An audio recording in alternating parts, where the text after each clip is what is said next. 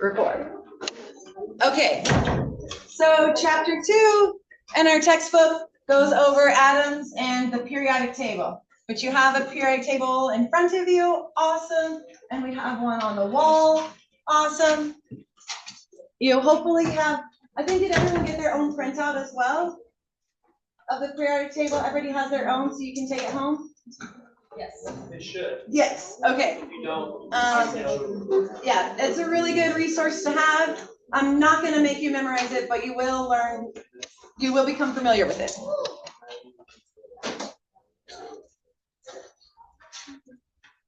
Okay, so in this chapter, it has 9 sections.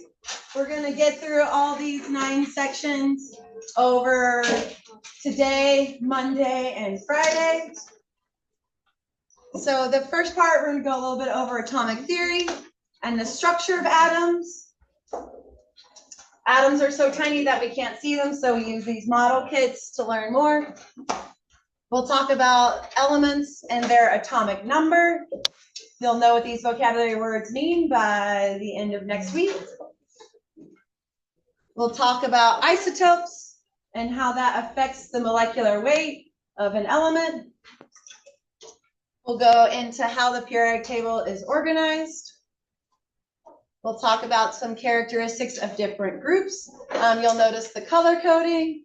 All the colors that have all the elements with the same color have similar properties. And so we'll talk about how why the periodic table is set up the way it is and how you can understand which ones have similar properties based on what column or row they're in. We'll talk about the electronic structure of atoms, electron configurations, how those electron configurations relate to the periodic table, and then we'll have fun drawing dots around symbols. And this all, we're not going to get to like molecules, so this kit is designed to make molecules. So each one of these represents an element, and when you combine them, they make a molecule. So we're not quite discussing these are the bonds. That'll be like chapter 4. So you'll learn more and more about how to use these kits to create models of molecules. Okay, so we have a couple of learning objectives for today and the next week. Can anybody read learning objective number 1? Awesome. And number 2? Number 3? Say how isotopes differ from one another, calculate the atomic mass of an element given is an analytical recipe. Awesome. So number 3, this is the math that we're going to be doing in the next couple days, or today and the next week. Number 4? Explain how the periodic table of elements organized. Oh, I left out an R organized. Thank you. Number 5? link characteristics of elements to their positions on the periodic table. Awesome. Okay, we got like 4 more. Each of these learning objectives corresponds to one of the sections. Number 6? Describe how electrons are grouped in atoms and shells. Awesome. Number 7? Describe how electrons are arranged in an atom using electron configuration. Awesome. Number 8? Go for it. Oh, you raise your hand. You want a periodic table? Awesome. Anybody want to read number 8? Determine the expected electron configuration of an element by its place on the periodic table. Awesome. So you'll be able to infer things about a molecule based on its placement, which is why it's nice. Again, you don't have to memorize these, but you'll be able to learn how to read this periodic table. It's a super useful tool. And then the last one. John Lewis. John Dawson. Beautiful. Draw a Lewis dot structure. So, okay. Thank you. Oh, okay. So this is, so you wanted something fun. So I passed out a little bit early. I think that is all of our kids. But maybe like share, oh, beautiful. If you want, maybe like we can pass the thing down so everybody can get any more. Okay. We're waiting. You can also. No, I thought you were gonna use it. You're not doing anything.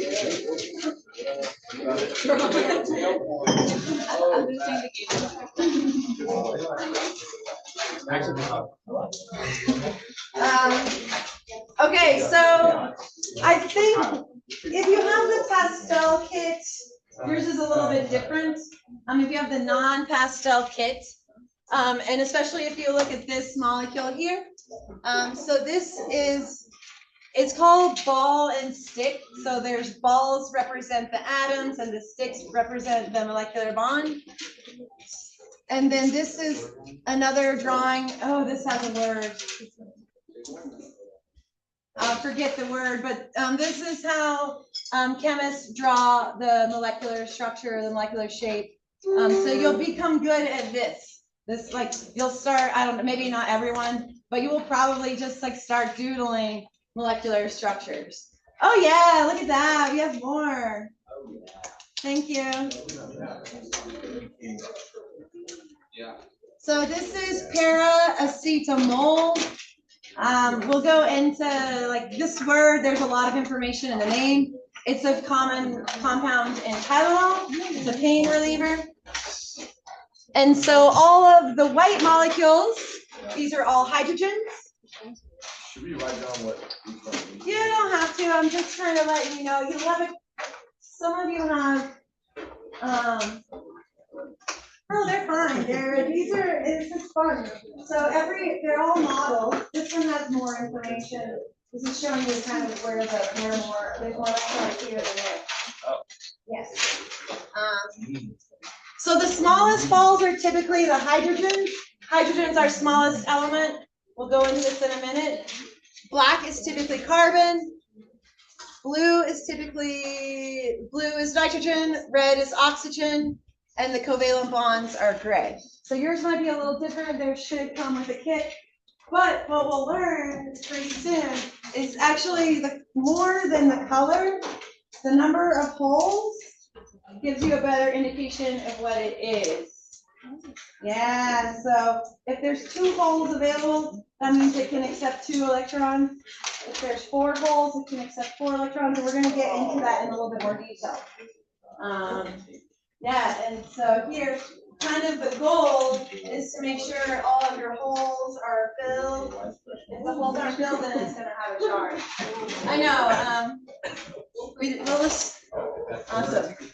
Okay, any questions? Like I said, we can't learn everything about this today, but we're going to learn more and more each week, and so I'll keep busting these kits out so you can experiment. But any questions before we move forward? Guys. I know, they're exciting. Okay.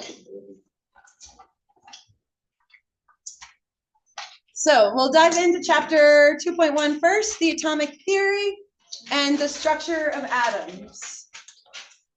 So this guy Dalton in the 1800s came up with the atomic theory, and most of it is still true today, which is pretty cool that a guy could theorize a thing, and then 200 years later, all his hypotheses are still holding true. So what is the first part of Dalton's atomic theory? Anybody want to read the top line? All matter is composed of extremely small particles called atoms. So this is, again, because all matter is composed of atoms, this is why we refer to chemistry as like the central science. So the study of atoms is important to all science. And the next one.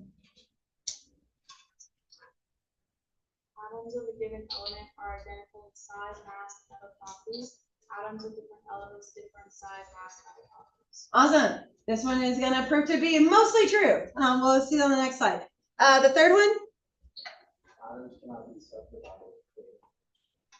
Okay, this is the one where he was like really wrong, but that's okay. Back when in the 1800s, this was the smallest thing he could see, and this was like a really profound thought. Eventually, it was like, whoa, there are things smaller than an atom, but that's okay. We can still work with this theory. The next one.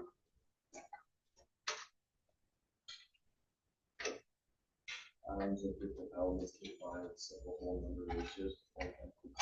Awesome. So that's what y'all are doing. Y'all have taken atoms and combined them with double bonds to make molecules.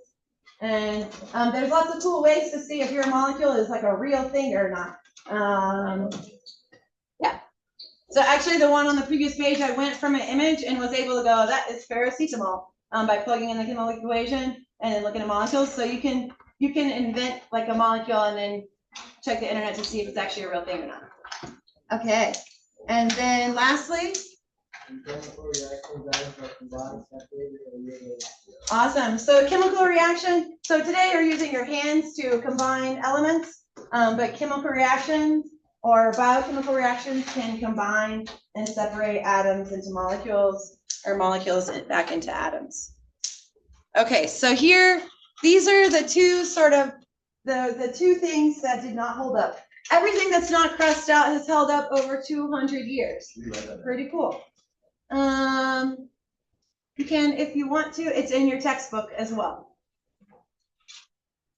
So the first one, so if we look at the second one, he thought that atoms were completely identical, atoms of the same element were completely identical and had exactly the same mass. We're going to learn that there's a thing called isotopes, and they differ by their subatomic particles just a little bit. And depending on how fast we go, we may or may not get into this today, but we are going to cover this in this chapter. And then the next one, which we're going to go into immediately, is that atoms have subatomic particles, and those can be, we can divide atoms into their subatomic particles. The splitting of the atom was like a big thing, a big deal for a while.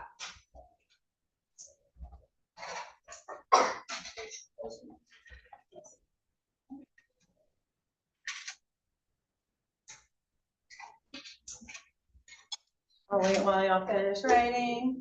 Any questions in the meantime? Oh, so pretty.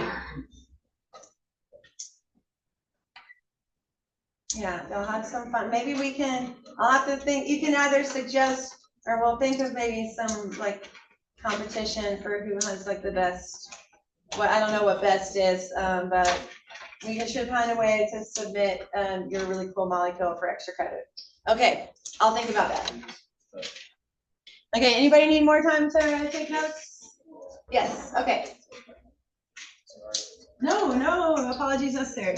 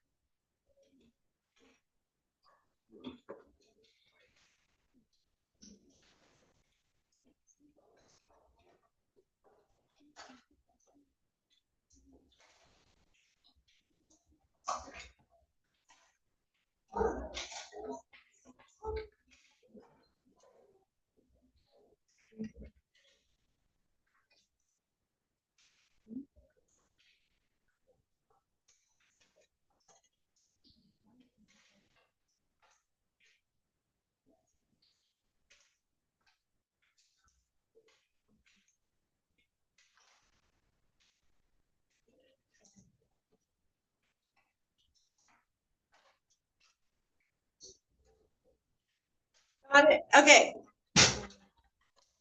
Okay, so basically atoms are so tiny that we can't view them with the naked eye. So there's lots of ways that people illustrate atoms, and also the molecules are like in constant motion. So all of our drawings are like a snapshot.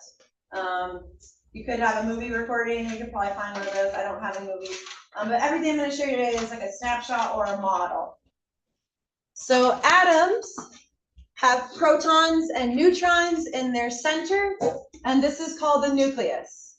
And the same way that your cells have a nucleus, atoms have a nucleus, and the protons and the neutrons live in the nucleus. They're like clustered nicely together. And then the electrons orbit the nucleus. So you can call it like electron orbitals, but they are spinning around and they occupy this space around the nucleus. And so here our neutrons are blue and the protons are pinkish and the electrons are yellow. And so because these electrons are like moving around, you can call it an electron cloud. And there's like a probability of where you'll find the electrons. But neutrons and protons are always in the center.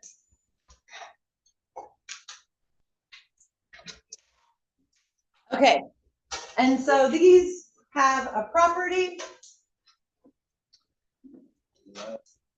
Let me skip forward one slide before I go into this. Okay, so what I want you to do is make this table in your notebook to summarize what we have just briefly spoken about and what we're going to keep talking about for today. So there's 3 subatomic particles in every atom: electrons, protons, and neutrons.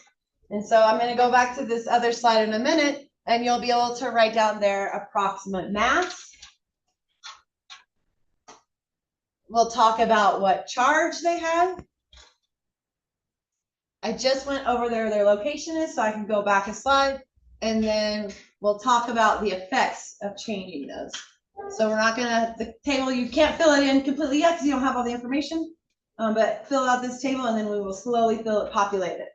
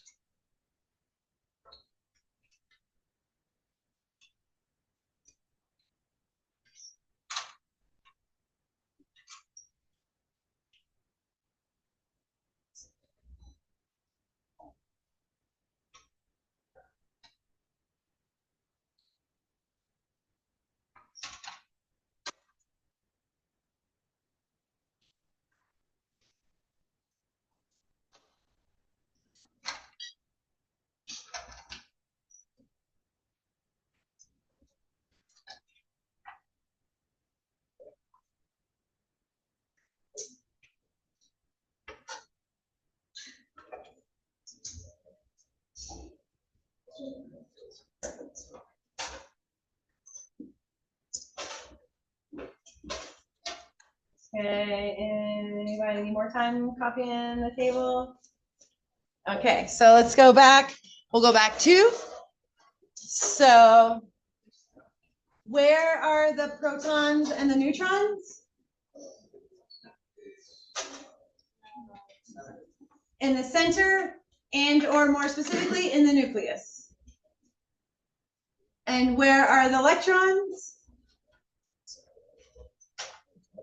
Outside the nucleus.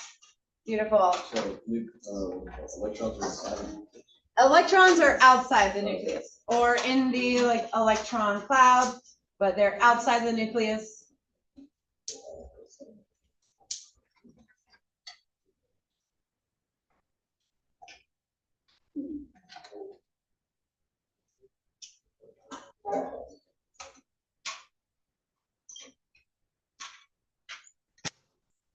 Okay. So then this science kind of baffles me because, like, how do you weigh something that weighs like a millionth of a gram?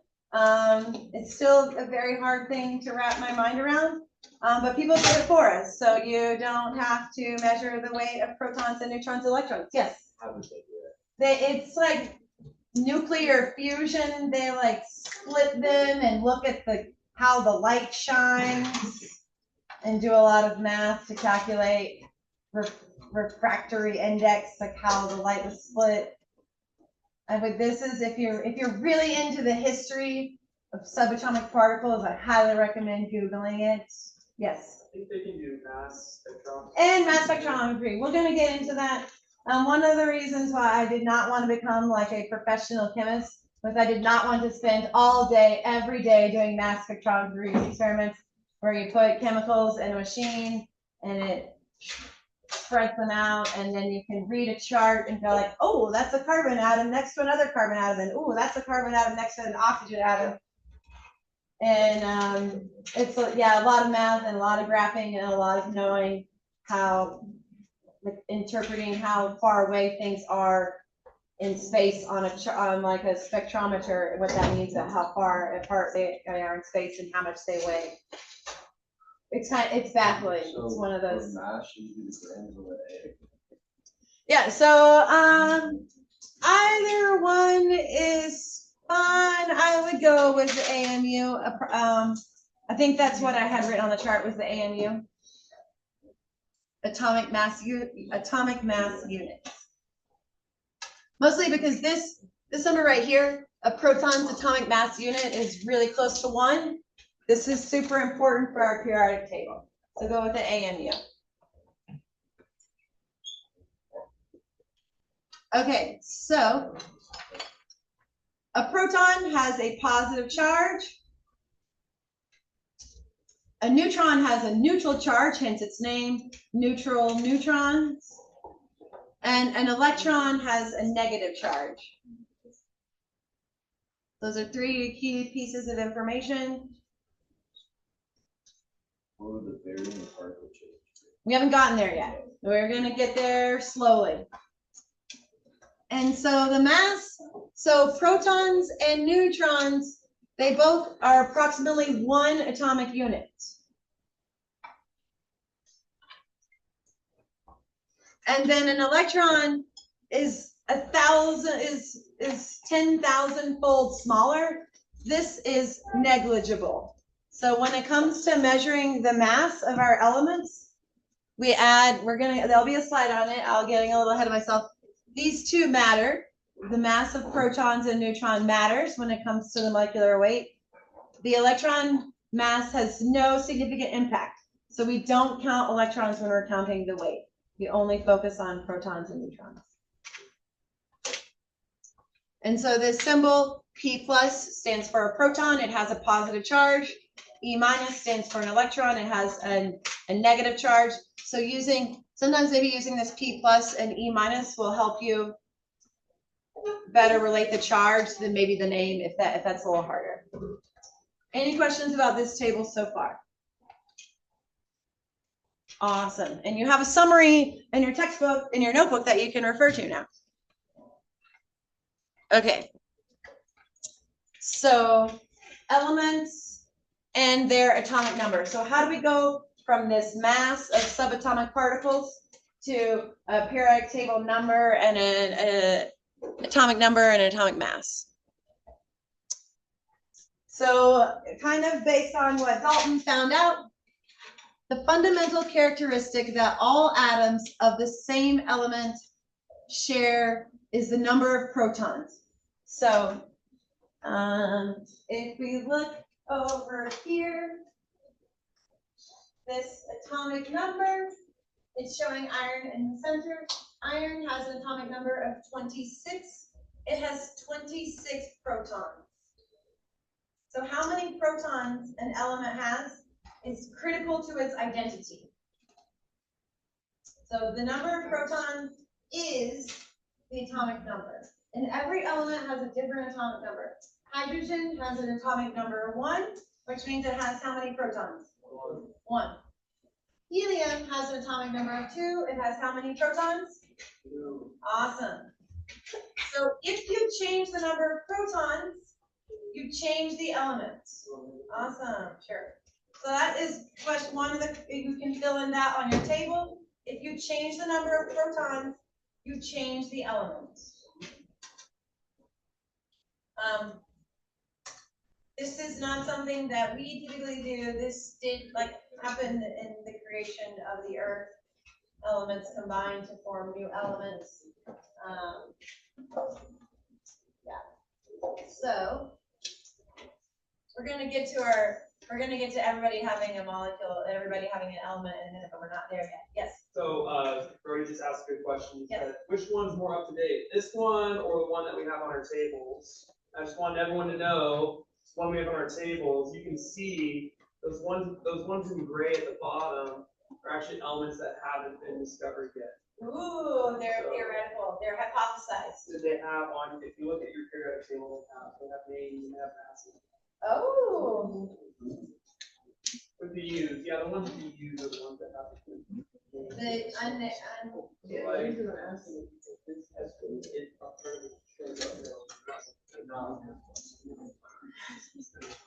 You discovered.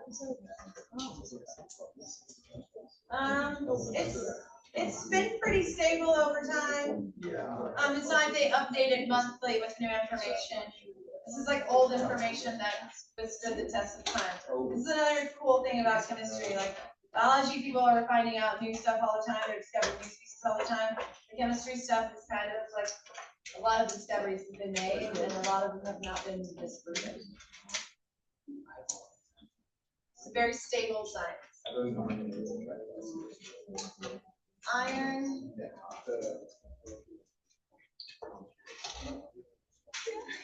Where?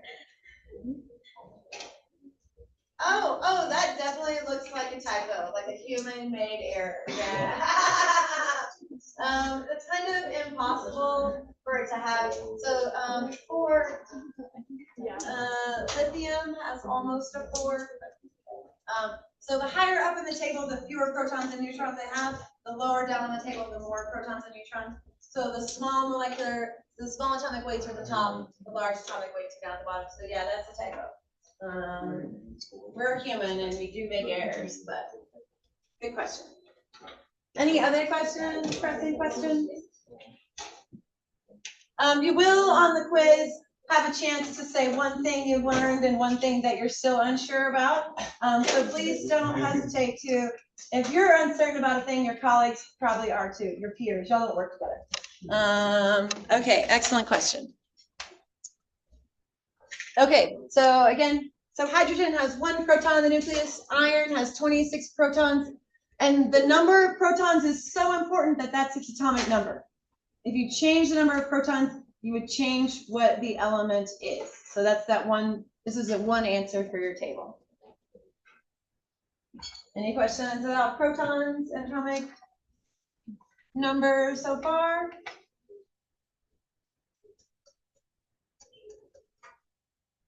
Does the number of neutrons always equal the number of protons? We are so close to getting there. That's the next section. We're super close. The answer is no. The answer is sometimes yes, sometimes no. Always is always like a, we try not to use always and never because there's usually an exception. Okay, so slowly we're getting to neutrons. We're not quite there yet. A little bit about charges. So atoms are electrically neutral because they have the same number of protons as they have the same number of electrons. So if you have 10 positives and 10 negatives, they cancel each other out. So atoms are neutral.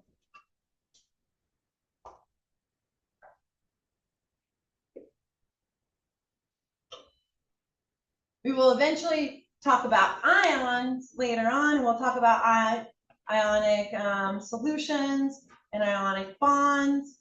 So things can gain or lose an electron to create a charge, but we aren't there yet. Atoms have the same number, atoms as an individual, they are neutral.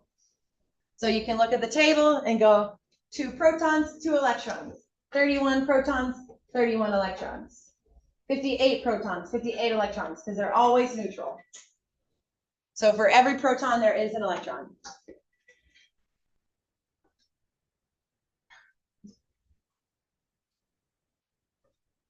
So that would be, there's one more box. So if you change the number of electrons, if you add electrons, is it going to be a positive or negative?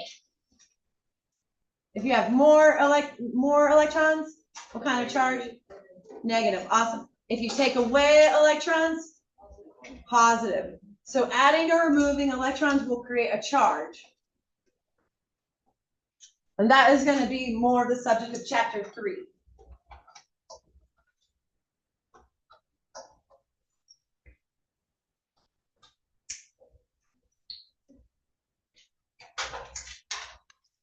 Okay, so the atomic mass, because earlier we saw in our table that protons and neutrons have an atomic mass unit of 1. We add those two together. And so electrons have a negligible mass, so we can forget about electrons when we're calculating mass. But the majority of the atom's mass is in the nucleus. So the atomic mass is a sum of the protons plus the neutrons.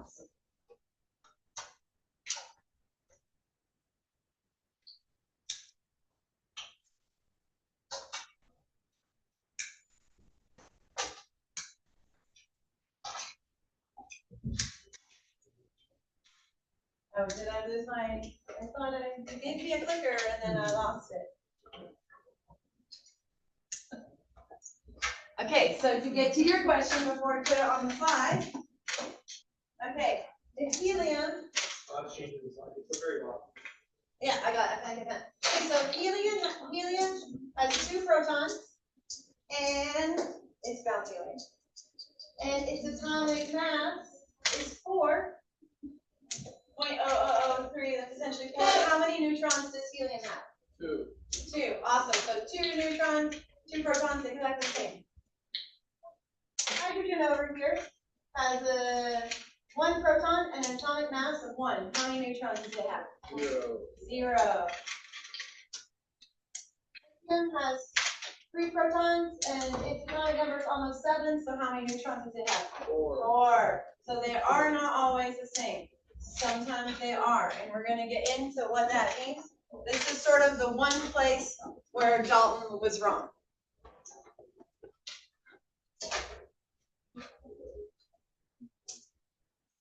Okay, so, okay, we'll just do this together. So carbon, the most common carbon found in the world, has 6 protons and 6 neutrons. What is the atomic number of carbon? 6. 6 protons equals atomic number of 6. If it has 6 protons and 6 neutrons, what is its atomic mass? 12. Nice. If we look here on this periodic table, carbon has 6 protons and an atomic mass of 12.011. The most carbon atoms have 6 neutrons. And we're going to get into how we have decimals there in just a moment. Right.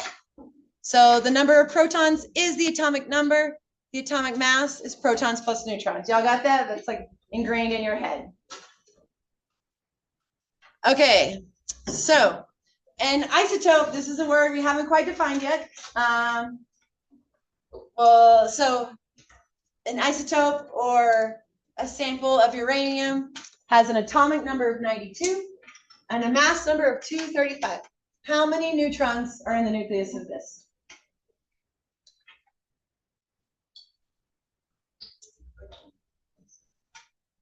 What's that? 51. Oh, I don't know how to advance. Okay, there we go. So there's 92 protons, so we can write out this equation. 92 protons plus an unknown number of neutrons equals 235 atomic mass units. So 235 minus 92 is? 92 minus. 235 minus 92. 235 minus 92. 143. 143. Awesome. So does everyone feel pretty good that they'll be able to do a calculation like this? Given a mass and protons, figure out how many neutrons there are. Awesome. And because all of these examples come from the real world, you can like go check. Uranium. You can kind of go check, especially if they tell you like the protons and neutrons and you calculate the mass, go to the periodic table and see if your answer matches. So there's lots of ways to check your answer with information that exists out in the real world before you submit your answers to Canvas. Okay, so here's a fun one. So a common way, scientists don't really like to like write everything out in full words. So sodium has the symbol Na, and they'll write this with the atomic mass on top in subscript, in superscript, and the number of protons on the bottom. So this says Na has 11 is its atomic number, and 23 is atomic mass. So how many protons and neutrons are in this molecule in this element of sodium? 12. 12 what? Neutrons. 12 neutrons, and how many protons? 11. So again, this is one example where the protons and neutrons are not equal. Awesome. Okay, so let's go into isotopes. Isotopes are elements that differ in their number of neutrons. And this is how we get our atomic weight. So isotopes are atoms of the same element that contain different numbers of neutrons. Okay, so if you go back to your table and you vary the number of neutrons, what do you create? Isotopes. So isotopes are atoms that have a different number of neutrons. So if you vary the number of neutrons, you're going to create an isotope.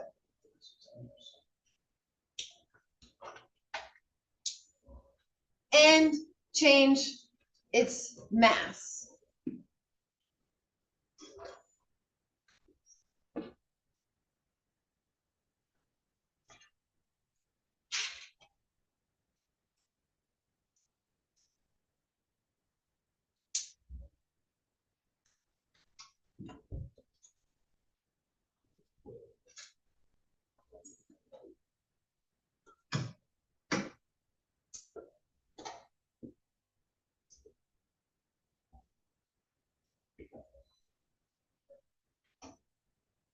So one more time, I see people still writing.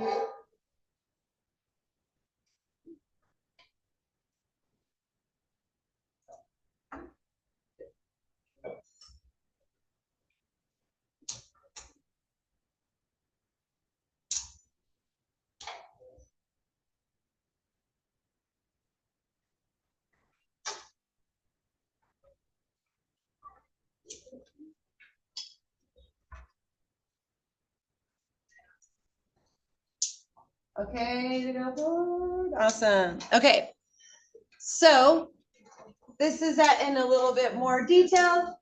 So here is like summarizing our findings. If we look at carbon, carbon has 6 protons. So carbon 12 has 6 protons, 6 neutrons, and 6 electrons. So 6 protons plus 6 neutrons equals 12 atomic mass units. So this is the symbol of the element. The top number is its mass, and the bottom is its atomic number, or the number of protons. So this is a common shorthand you'll see.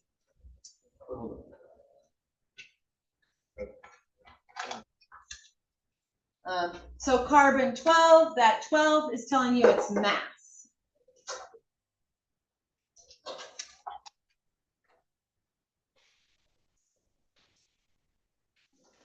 So let's start with carbon.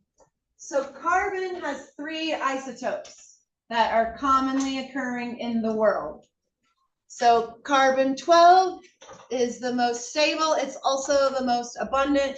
98% of all carbon elements in the world have 6 protons and 6 neutrons.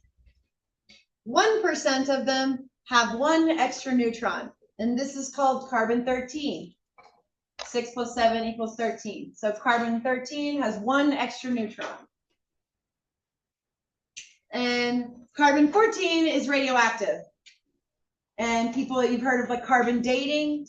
So carbon 14, it's radioactive. There's this thing called like half-life decay. So you can measure the amount of carbon 14 and a fossil and guess how old that fossil is because the decays, it loses these neutrons over time, and you can extrapolate the age of a specimen by this carbon 14 dating. So when you've heard of carbon 14, how many neutrons are in carbon 14? 8. So varying the neutrons creates an isotope. These are 3 most common isotopes. Yes, you have a question or no? That's right. Any questions about isotopes yet? I'll give one more example. What was the question? Can you go back to the slide real quick? This one.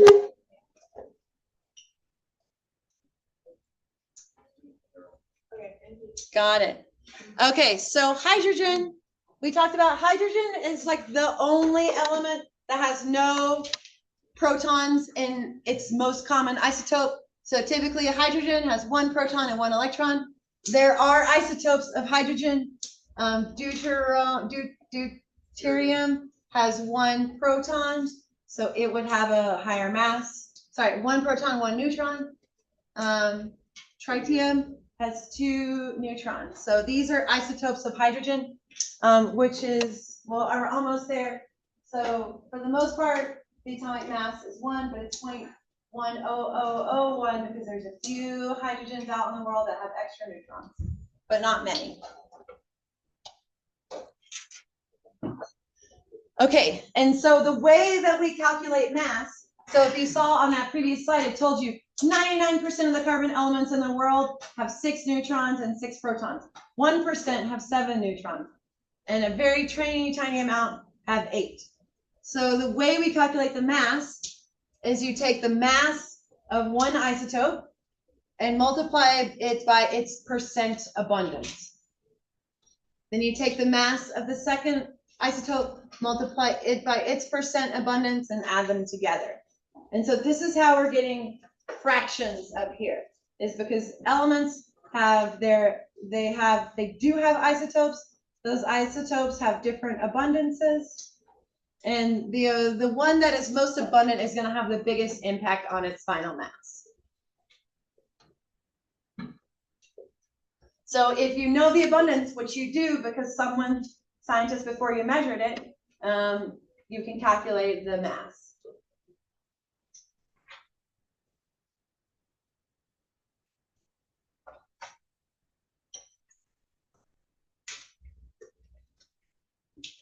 So we'll, oh, you want a copy still? Okay. So it's called an average mass. So it's an average of all the masses of the percentage of the isotopes.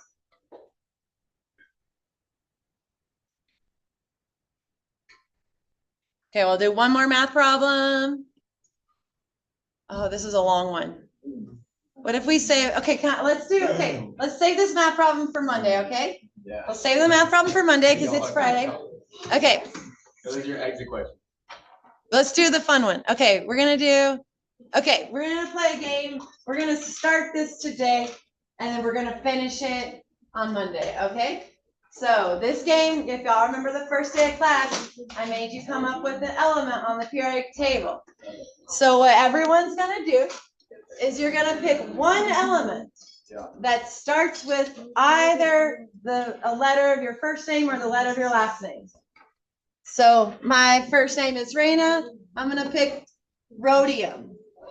And so you'll make this table. So basically we're gonna collectively make a gigantic table of the masses, the atomic number, the number of protons, and the number of neutrons.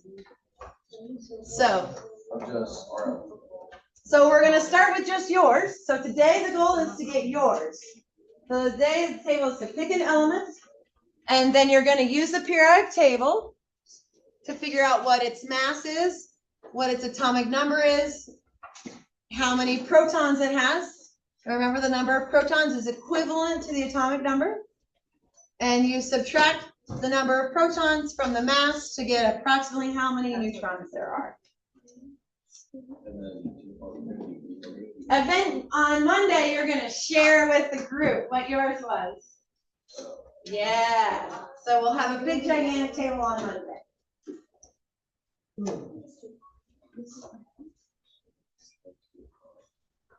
So again, so the example here, we've been talking about carbon. The symbol is a C. The element is carbon. Its mass is 12.01. It has 6 protons. Its atomic number is 6. And it has approximately 6 neutrons. ELISA has 6 neutrons in its most abundant isotope.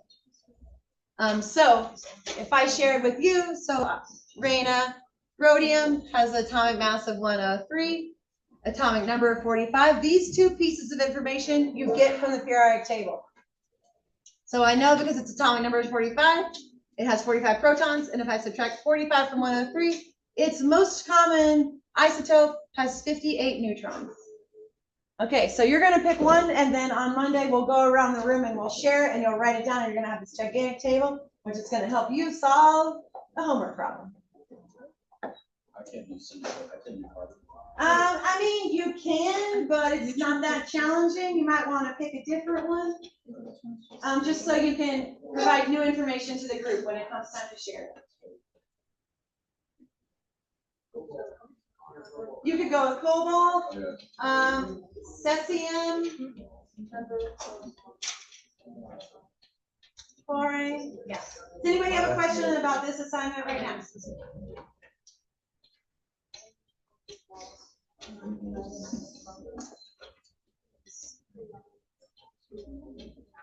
Yes.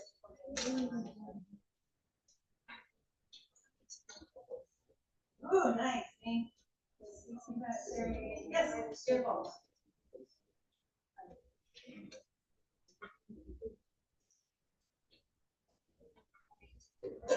No.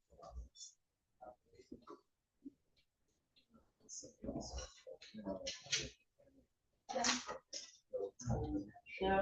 So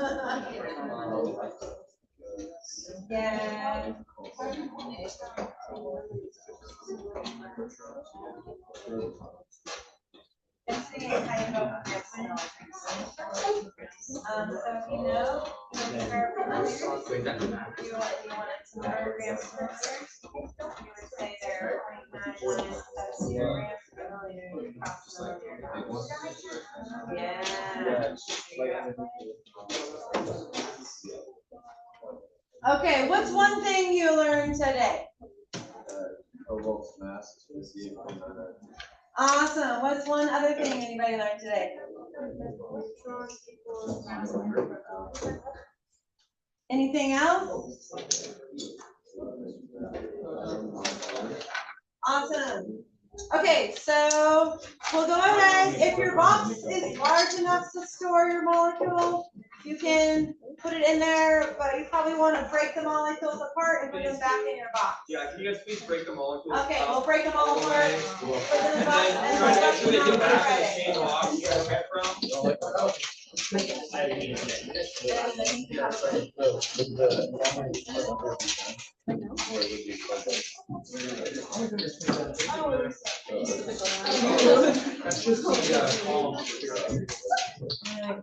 Yeah, just go back a little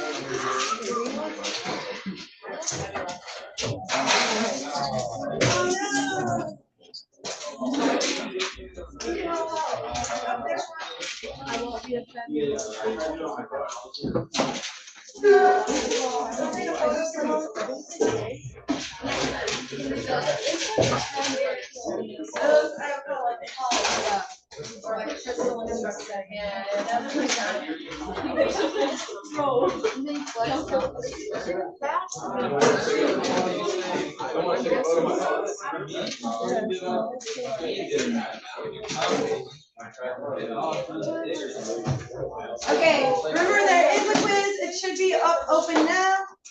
We'll try to get all the existing homeworks in by Tuesday. Is the quiz due tonight though? No, the quiz is due Sunday at midnight. Awesome. Any questions? Thank you for participating. Yes.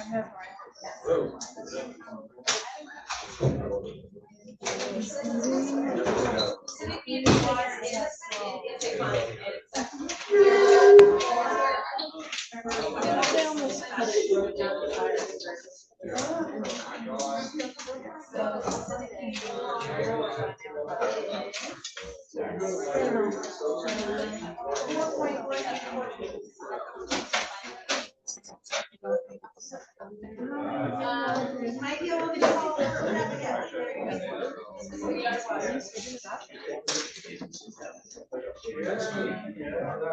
I don't almost remember the question, but it is in line.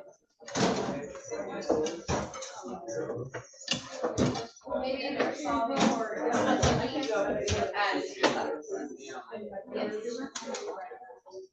Well, it's like average calculus. All right, that is. So literature value of the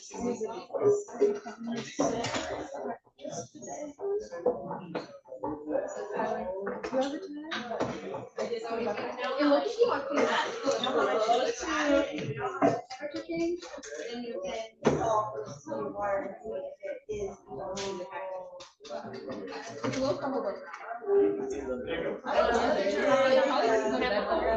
What did you do? Like, how much, like, I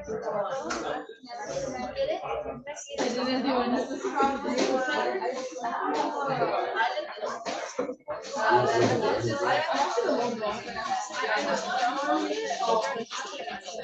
I just wasted mine and then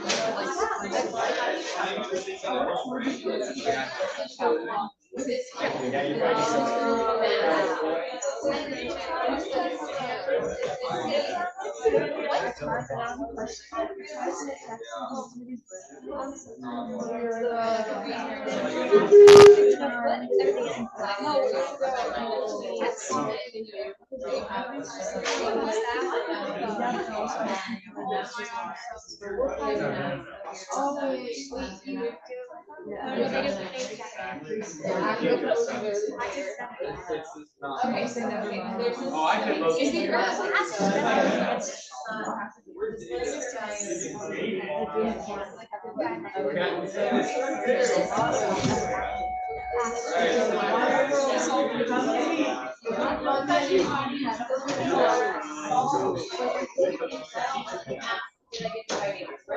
See you on Monday. Thank you.